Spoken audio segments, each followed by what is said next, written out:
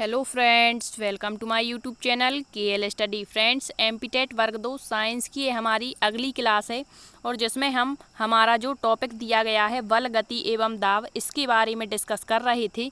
तो इसके 2 लेक्चर हो चुके हैं जिसमें हमने आपको गति और बल के बारे में बताया हुआ है, बल के प्रकार क्या होते हैं, सारी चीज़ें। ठीक है, आज के सेशन में हम दाब के बारे में पढ़ेंगे क्योंकि ये टॉपिक थोड़ा सा बड़ा होता है और ये सभी एक दूसरे से जुड़े हुए ही टॉपिक होते हैं, क्योंकि बल का यूज आपके दाव पढ़ेंगे तो वहाँ पर होना है। ठीक है, तो ये सारी चीज़ें एक दूसरे से जुड़ी हुई हैं। तो आप पिछले 2 लेक्चर पहले देख लें, इसके बाद आप इस लेक्चर को देखेंगे तो सारी चीज़ें आपको आसानी से समझ में आएंगी। ठीक है, तो जो दाब वाला टॉपिक है ये भी आपका बहुत बड़ा टॉपिक होता है, इसमें आपको बहुत सारी चीज़ें पढ़नी होती हैं। ठीक है, तो ये सारी चीज़ें यहाँ पर हम एक एक करके देखेंगे। तो आइए देरी ना करते हुए शुरू कर लेते हैं अपना सेशन। और आपके बहुत सारे टॉपिक जो हैं आपके कवर करवा दिए हैं। ये जो टॉपिक हैं आपके साइंस और मैथ दोनों में कंपलसरी हैं, तो इसी कारण से पहले हम इन्हीं टॉपिक को कवर कर रहे हैं ताकि जो मैथ वाले बच्चे हैं वो भी इन टॉपिक को कवर कर पाएँ। तो यहाँ पर सबसे पहले देखिए दाब कहलाता क्या है। तो आप बल से भी वाकिफ हो चुके हैं कि बल क्या है, गति के बारे में भी आपको बता दिया है। अब देखिए दाब क्या कहलाता है। तो इसकी परिभाषा दी गई है दाब की कि किसी सतह के प्रति इकाई क्षेत्रफल पर लगने वाला लंबवत बल दाब कहलाता है। तो किसी सतह के प्रति इकाई क्षेत्रफल पर जो हम लंबवत बल लगाते हैं वही आपका दाब कहलाता है। तो यहाँ आपको गौर करना है, इकाई क्षेत्रफल की बात की गई है तो वो आपका क्या है, दाब है। ठीक है, जहाँ पर भी आपका इकाई क्षेत्रफल नहीं दिया है तो उसे क्या कहते हैं, अभी आप देखना आगे क्या दिया गया है। ठीक है, तो यहाँ पर आपको याद रखना है दाब क्या कहलाता है। तो किसी सतह के प्रति इकाई क्षेत्रफल पर लगने वाला लंबवत बल ही आपका क्या कहलाता है, दाब कहलाता है, प्रेशर कहलाता है। अब देखिए यहाँ दिया है, अब आपको क्षेत्रफल बता चुके थे फर्स्ट लेक्चर में आपके, और भार के बारे में बताया था। अब इन दोनों चीज़ों का यूज यहाँ पर होना है। ठीक है, तो क्षेत्रफल क्या कहलाता है, जितना स्थान जितनी जगह कवर करता है वो क्षेत्रफल होता है। तो आपका क्षेत्रफल जितना बड़ा होगा दाब उतना कम होगा, और क्षेत्रफल जितना कम होगा दाब उतना अधिक होगा। अब एक बेस्ट एग्जाम्पल आपको यहाँ पर दें, जैसे आपने देखा कि मान के चलिए एक कोई लोहे की एक छड़ है इतनी मोटी, ठीक है, और एक आपकी लोहे की सुई मान के चलिए ये इतनी छोटी है। ठीक है, तो इसका क्षेत्रफल जो है वो कितना है, बड़ा है, मतलब ये अधिक स्थान कवर किए हुए है, और इसका क्षेत्रफल है जो वो कम है, तो ये कम स्थान घेरे हुए है। तो दाब किस पर, दाब जो लगाएंगे वो किस पर कम लगेगा, इस पर कम लगेगा, और इस पर दाब लगाएंगे तो वो ज़्यादा लगेगा। तो यही बताया है कि जिसका क्षेत्रफल बड़ा दाब उतना कम होगा, क्षेत्रफल अधिक तो दाब उतना अधिक होगा। अब देखिए इसके बाद दाब का जो सूत्र होता है वो होता है बल बटा क्षेत्रफल। मतलब बल जो है वो क्या कहलाता है, आपका बल बटा क्षेत्रफल। जो बल होता है इसका एसआई मात्रक आपका न्यूटन हमने पढ़ा हुआ है, और क्षेत्रफल का एसआई मात्रक मतलब क्षेत्रफल को किस में मापते हैं हम, तो क्षेत्रफल को वर्ग मीटर में मापते हैं। ठीक है, तो दाब क्या होता है, बल और क्षेत्रफल ही होता है आपका, बल बटा क्षेत्रफल दाब कहलाता है, जिसे हम P मतलब यहाँ पर आपका प्रेशर हो जाएगा, बल को F से डिनोट करते हैं, फोर्स कहते हैं, और क्षेत्रफल आपका एरिया कहलाता है। अब यहाँ देखिए दिया है कि यदि बल F क्षेत्रफल A में समान रूप से वितरित ना हो, मतलब जो हमारा बल हमने किसी वस्तु पर लगाया है तो वो क्षेत्रफल मतलब उसका क्षेत्रफल होता प्रत्येक वस्तु का। ठीक है, तो जिस पर हम मतलब जिस वस्तु पर या जिस पदार्थ पर हम बल लगाते हैं और यदि वो बल समान रूप से उस वस्तु पर वितरित नहीं हो रहा है तो भिन्न भिन्न बिंदुओं पर दाब का मान भी भिन्न भिन्न होगा। ठीक है, जैसे यहाँ पर कहा कि एक इतनी मोटी छड़ है, एक उससे पतली है, एक सबसे पतली छड़ है, तो इन पर जो दाब है वो भी अलग अलग होगा यदि इन पर समान रूप से वितरित हम नहीं कर पा रहे हैं। तो फिर दिया है दाब एक अदिश राशि है। दाब कैसी राशि है, अदिश राशि है। अदिश का मतलब होता है इसमें आपकी दिशा नहीं होगी, केवल परिमाण होगा। ठीक, अब यहाँ दिया है कि बल एक सदिश राशि है तथापि दाब एक अदिश राशि है। ऐसा क्यों है, क्योंकि तरल का मतलब यहाँ हम द्रव मानेंगे। ठीक है, द्रव के रूप में क्या है हमारा, जल है, तो यहाँ हम जल से समझेंगे कि क्योंकि तरल मतलब जल के किसी बिंदु पर भी सभी दिशाओं में दाब का मान समान रहता है। मान के चलिए ये एक हमारा बर्तन है, इसमें हमने जल को भर दिया, तो अब जो जल है वो सब दिशाओं में समान रूप से वितरित होगा। ऐसा नहीं है कि यहाँ पर 1 लीटर जल भरा तो यहाँ पर इतनी सतह भर गई और यहाँ इतना रह गया, ऐसा कभी नहीं होता। ठीक है, तो इस कारण से जो आपका बल है वो कैसी राशि है, एक सदिश है, लेकिन आपकी दाब एक अदिश राशि है, मतलब इसमें दिशा नहीं होती, केवल परिमाण होता है। ठीक, अब देखिए इसका एसआई मात्रक क्या होता है आपके दाब का, तो दाब का एसआई मात्रक न्यूटन प्रति वर्ग मीटर होता है। इसे अब पास्कल कहते हैं। यह मात्रक द्रवों का विस्तृत अध्ययन करने वाले जो वैज्ञानिक हैं ब्लेज पास्कल, यहाँ ब्लेज पास्कल होगा, इनके सम्मान में रखा गया है। तो पूछ ले यदि ऑप्शन में इस तरीके से दिया हो कि दाब का एसआई मात्रक क्या है और पास्कल दिया है तो ये भी सही है और न्यूटन प्रति वर्ग मीटर भी सही है।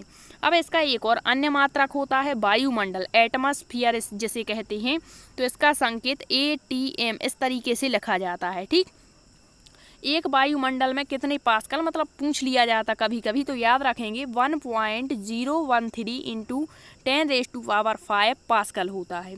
अब दिया है CGS पद्धति में, तो ये छोटी पद्धतियाँ होती हैं, तो इसका जो CGS पद्धति में मात्रक होता है दाब का वो होता है डायन। हमने पढ़ा हुआ है आपके न्यूटन किसका मात्रक है, बल का, तो बल का एसआई मात्रक न्यूटन होता है, जबकि बल का CGS मात्रक हमने पढ़ा हुआ है क्या होता है, डायन होता है।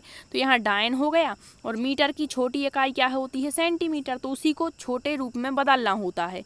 तो CGS मात्रक क्या हो जाएगा आपका दाब का, डायन प्रति वर्ग सेंटीमीटर, क्योंकि क्षेत्रफल है। अब बिम्मीय सूत्र क्या है, तो ML-1 T-2 होता है और एक बड़े कोष्टक के अंदर होता है, तो ये भी आपको याद रखना है। ये निकालना हमने बहुत पहले बताया हुआ था कि किस तरीके से निकालते हैं मापन वाले चैप्टर में। अब देखिए स्पष्ट है कि किसी सतह पर पड़ने वाला दाब, मतलब किसी सतह पर हम जो दाब लगाते हैं उस सतह पर आरोपित लंबवत बल के तो अनुक्रमानुपाती होता है और उसके क्षेत्रफल के व्युत्क्रमानुपाती होता है। तो यहाँ इस तरीके से दिया गया है दाब और ये निशान होगा आपका अनुक्रमानुपाती 1/, क्षेत्रफल। अब यहाँ देखिए एक एग्जाम्पल लिया है कि जो मौथली सुई होती है, मतलब जिसमें नोक नहीं होती है या नोक होती भी है तो कम होती है, तो यहाँ दिया है मौथली सुई की तुलना में नुकीली सुई शरीर की चमड़ी में आसानी से घुस जाती है, यद्यपि दोनों पर समान बल लगाया जाता है। ऐसा क्यों है कि पतली सुई जल्दी से आपकी चमड़ी के अंदर चली जाती है लेकिन मौथली नहीं जा पाती, जबकि बल दोनों में ही समान लगाया है। तो हम जानते हैं सूत्र ही दिया है कि दाब अनुक्रमानुपाती 1/, क्षेत्रफल। तो यहाँ नुकीली सुई के सिरे का क्षेत्रफल कम है, मतलब ऊपर जो है क्षेत्रफल कम है और आपकी जो मोटी सुई है उसका क्षेत्रफल अधिक है, तो उसके द्वारा आरोपित दाब भी अधिक होगा, इसी कारण से ऐसा होता है। अब देखिए द्रवों में दाब, प्रेशर एंड लिक्विड।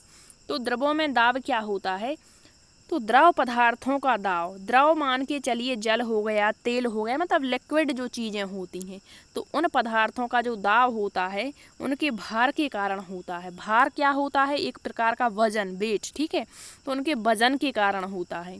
द्रव के अणु विभिन्न दिशाओं में अनियमित गति करते हैं, मतलब किसी भी प्रकार के इसको बर्तन में आप द्रव पदार्थ को भरेंगे तो वो उसी का आकार ग्रहण कर लेते हैं, मतलब इनकी गति अनियमित होती है।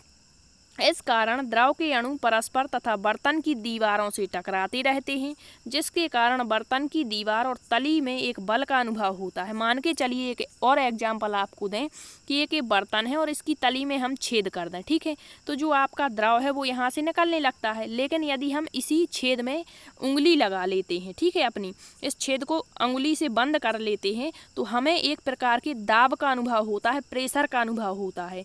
तो यही जो होता है आपका द्रवों में दाब कहलाता है। तो यहाँ दिया है कि मतलब टकराते रहते हैं बर्तन की सतह से, जिसके कारण बर्तन की दीवार और तली में हमें एक बल अनुभव होता है।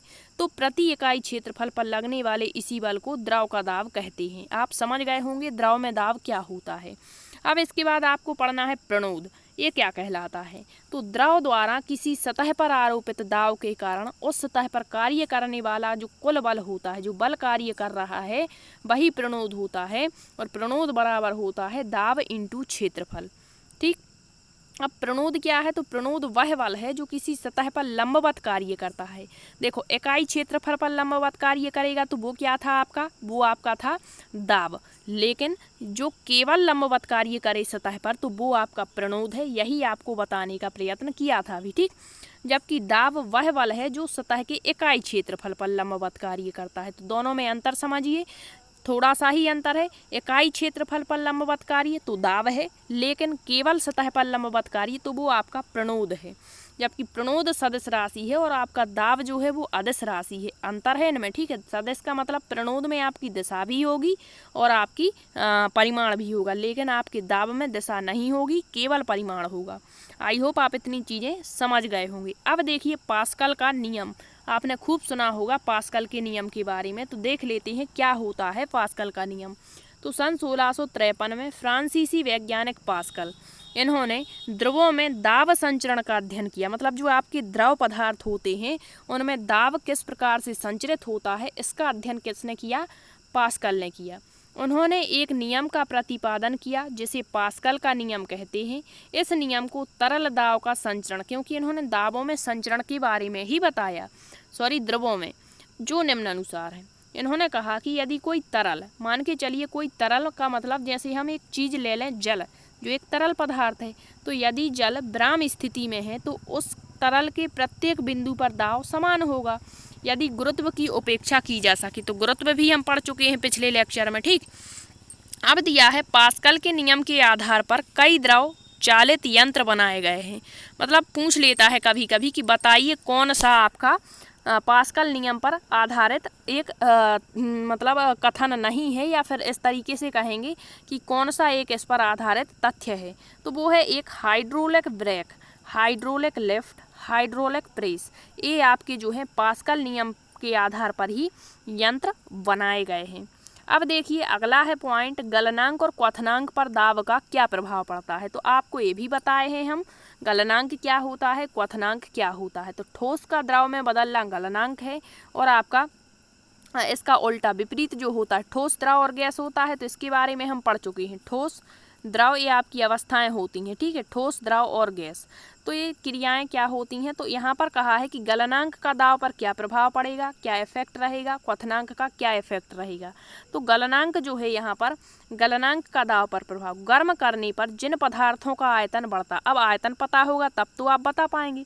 तो आयतन का मतलब जो मतलब पदार्थ है या जो भी वस्तु है वो जितना स्थान कवर करती है, या जितने मतलब जो वस्तु है जितने मतलब एरियाज को कवर करती है, तो वो आयतन होगा। तो यहाँ कहा है कि यदि हम यहाँ एक एग्जाम्पल लें, जैसे हमने घी ले लिया, ठीक है, तो घी आपका जैसे जमा हुआ है तो कम स्थान में है, यदि इसको हम गर्म करें तो ये प्लग करके और ज़्यादा अपनी आकार में फैल जाएगा, मतलब आयतन इसका अधिक हो जाएगा, ठीक है।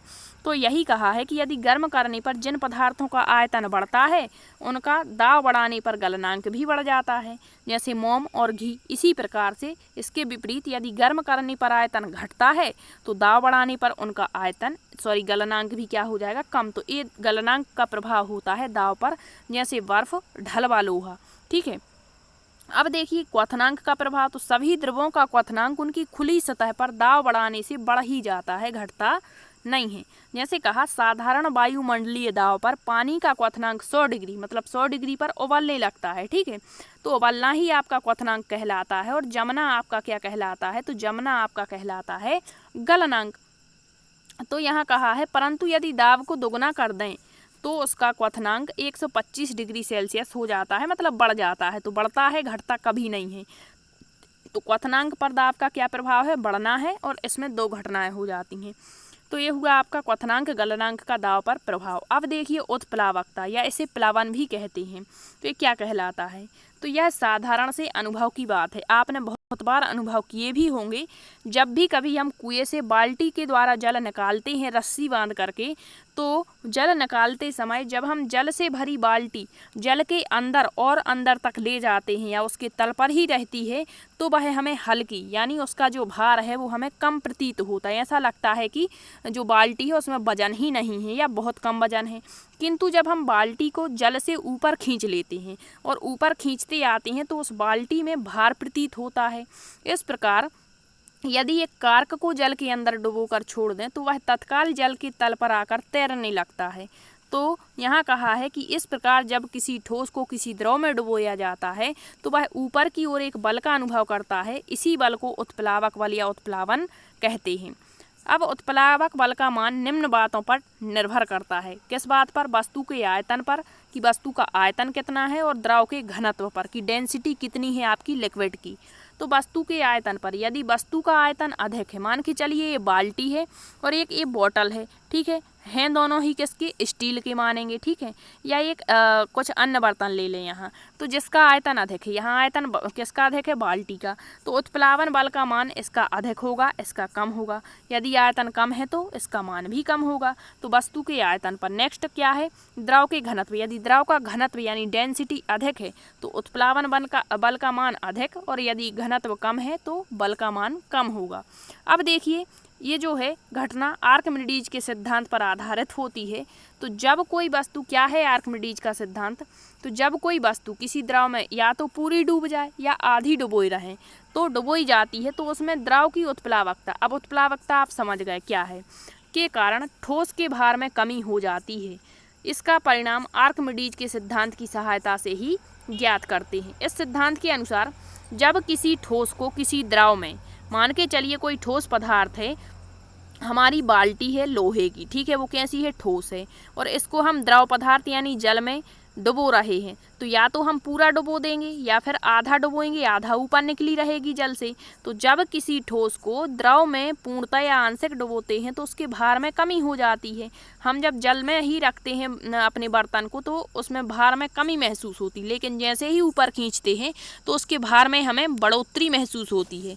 तो यही कमी उसे ठोस द्वारा हटाए गए द्रव के भार के बराबर होती है, और यही आपके आर्किमिडीज का सिद्धांत है। तो ये हुए दो सिद्धांत आपके, ठीक है। अब देखिए अगला, तैरने या प्लावन के नियम। यहाँ से क्वेश्चन उठते हैं आपके। जब कोई वस्तु किसी द्रव में डुबोई जाती है, ये एक दूसरे से जुड़े हुए ही कॉन्सेप्ट हैं, तो आप थोड़ा सा ध्यान रखेंगे।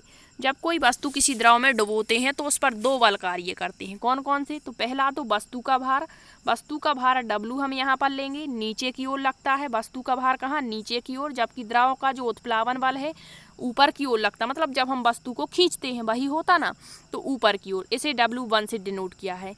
तो जब ऐसी स्थिति होती है तो तीन अवस्थाएं हो सकती हैं। कौन कौन सी, पहला, एक तो वस्तु का भार जब उत्प्लावन बल के भार से अधिक होता है, तो ऐसी स्थिति में क्या होता है, जो वस्तु है वो द्रव में डूब जाएगी। मतलब वस्तु का भार अधिक है और आपका उत्प्लावन बल कम है, तो ऐसी अवस्था में वस्तु क्या होगी, द्रव में डूब जाएगी। और जब वस्तु का भार और उत्प्लावन बल समान होते हैं तो वस्तु ना तो डूबती है ना ही तैरती है, बल्कि क्या होती है ऐसी स्थिति में सतह पर नीचे तैरती, सतह के नीचे तैरती रहती है। मतलब ना डूबती है ना ऊपर उठती है, बल्कि तैरती रहती है।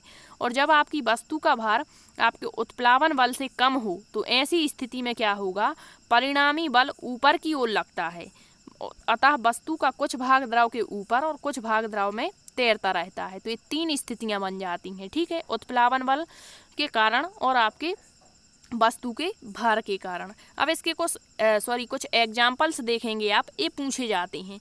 कहेगा तालाब की बजाय समुद्र में तैरना आसान होता है, क्यों? तो देखिए, समुद्र के खारे जल का घनत्व तालाब के जल के घनत्व से अधिक होता है, अतः तालाब की बजाय, मतलब खारे जल का घनत्व डेंसिटी अधिक है किसकी अपेक्षा, तालाब के जल की अपेक्षा। इस कारण से तालाब की बजाय समुद्र में हम तैर सकते हैं। नेक्स्ट है, बर्फ जल में तैरता है, क्यों?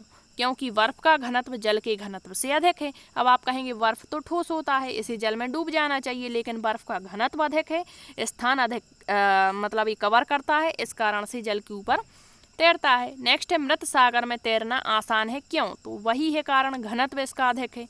कोई भी व्यक्ति बिना प्रयास के, जिसे तैरना भी नहीं आता, वो भी मृत सागर में तैर सकता है। नेक्स्ट है, कार्क जल में तैरता है, क्योंकि कार्क का घनत्व, मतलब सब घनत्व पर ही आधारित है। नेक्स्ट है, लोहे की सुई पानी में डूब जाती है, लेकिन लोहे की जो नाव होती है वो तैरती रहती है, ऐसा क्यों? तो ये लोहे की जहाज की एक विशेष प्रकार की बनावट के कारण होता है, ठीक है। यही कारण है कि सुई का भार उसके द्वारा हटाए गए पानी के भार से अधिक होता है। इसके विपरीत जहाज का भार जो है वो कम होगा इस कारण से, ठीक है। तो ये हुआ आपका तैरने के नियम पर आधारित कुछ एग्जाम्पल। अब देखिए पृष्ठ तनाव, यहाँ से क्वेश्चन बनते हैं आपके। पृष्ठ तनाव यानी सरफेस टेंस क्या कहलाता है, तो इसमें आपको ससंजक और असंजक बल पढ़ना होता है। यहाँ से क्वेश्चन उठते हैं। तो ससंजक बल प्रत्येक पदार्थ अणुओं से मिलकर बना है, और हमने बल के बारे में पढ़ा हुआ है कि प्रत्येक जो आपका ब्रह्मांड का कोई भी कण है वो एक दूसरे को आकर्षित कर रहा है, ठीक है। तो इसका कारण आपका गुरुत्वाकर्षण होता है। उसी प्रकार से असंजक और ससंजक बल होता है। तो यहाँ क्या है कि एक ही पदार्थ के अणुओं के मध्य लगने वाले बल को, जैसे ठोस ठोस के अणु हो गए, मतलब एक ही प्रकार के हैं, द्रव द्रव कह दें, ऐसा कभी नहीं होगा कि ठोस और द्रव के बीच में जो बल कार्य करेगा वो गलत हो जाएगा, ठीक है। होगा तो सही, लेकिन यहाँ पर गलत हो जाएगा। तो एक ही प्रकार के अणुओं के मध्य लगने वाले आकर्षण बल को ससंजक, और अलग अलग प्रकार के अणुओं के मध्य जैसे ठोस और गैस में जो बल कार्य करेगा इनके बीच में वो आपका असंजक बल होगा, ठीक है। तो यहाँ पर दिया है कि ठोसों में ससंजक बल का मान बहुत अधिक होगा। क्यों? क्योंकि यहाँ एक ही प्रकार के अणु हैं। और इसमें पूछ सकता है कभी कभी कि ससंजक बल का मतलब जो बढ़ता क्रम है वो बताइए। तो ठोसों में सबसे ज़्यादा ससंजक बल होता है, इसके बाद द्रव में होता है और सबसे कम होता है आपके गैस में। तो ये याद रखेंगे आप। तो ठोसों में ससंजक बल का मान बहुत अधिक, क्यों? मतलब इसी के कारण इसके जो अणु हैं वो दृढ़तापूर्वक बंधे रहते हैं, इस कारण ही उनका आकार निश्चित होता है।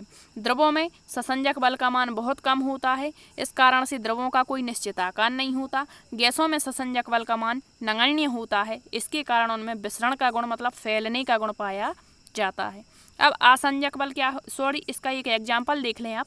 पानी की जो छोटी छोटी बूंदें हैं उनको मिलाने पर वह बड़ी बूंद बन जाती है, यह ससंजक बल के कारण ही होता है। अब यहाँ कहेंगे आप कि इसमें ससंजक बल कैसे कार्य किया, तो यहाँ छोटी छोटी बूंदें थीं, मतलब ये द्रव ही अवस्था में थीं, ठीक है, और इससे बड़ी बूंद बन गई। भले ही बड़ी बूंद बन गई लेकिन है तो द्रव अवस्था में ही। तो जब एक ही पदार्थ के अणुओं के बीच जो बल कार्य किया और छोटी बूंद से बड़ी बूंद में परिवर्तित हुआ, तो इसमें कौन सा बल कार्य किया? आपका ससंजक बल, क्योंकि एक ही प्रकार के अणु हैं।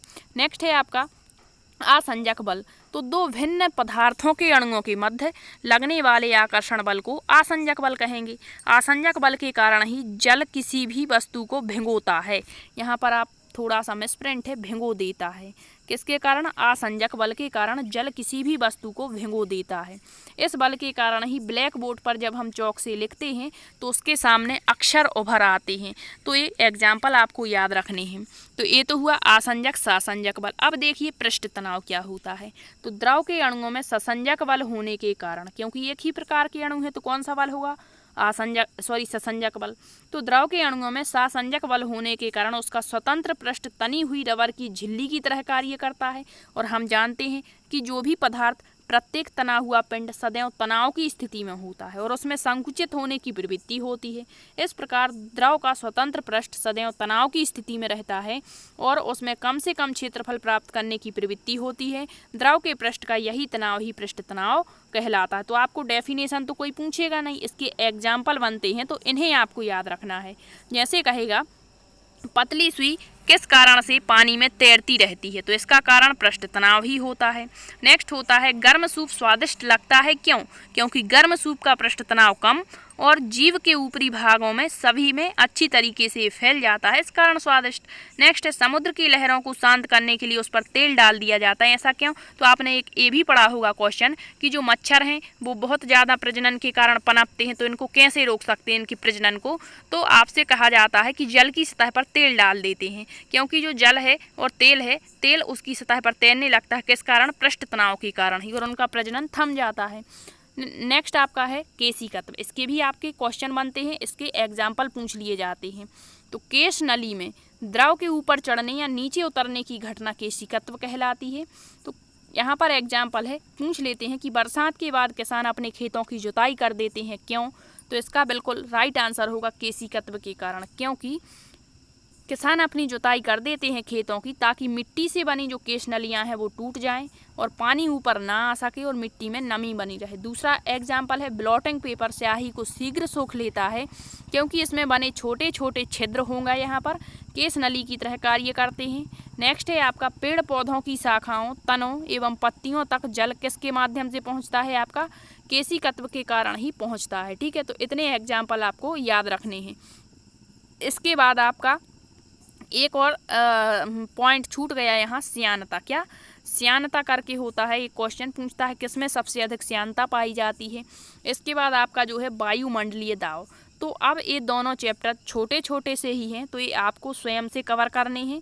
आप कहीं से भी इनको किसी भी बुक्स से कवर कर सकते हैं, ठीक है। कई बुक्स होंगी आपके पास में, तो इन दोनों टॉपिक को आप पढ़ लें। इसके बाद हमारा जो नेक्स्ट टॉपिक दिया गया है सिलेबस में, उसको हम देखेंगे। शायद कार्य, ऊर्जा और मशीन करके एक टॉपिक दिया है, वो भी आपके मैथ और साइंस दोनों सब्जेक्ट में है, तो उसको हम यहाँ पर देख लेंगे, ठीक है। यदि आपको सेशन पसंद आया है तो लाइक शेयर ज़रूर करें, और यदि आपका कोई क्वेश्चन रहता है तो आप कमेंट्स में ज़रूर पूछ लें। धन्यवाद।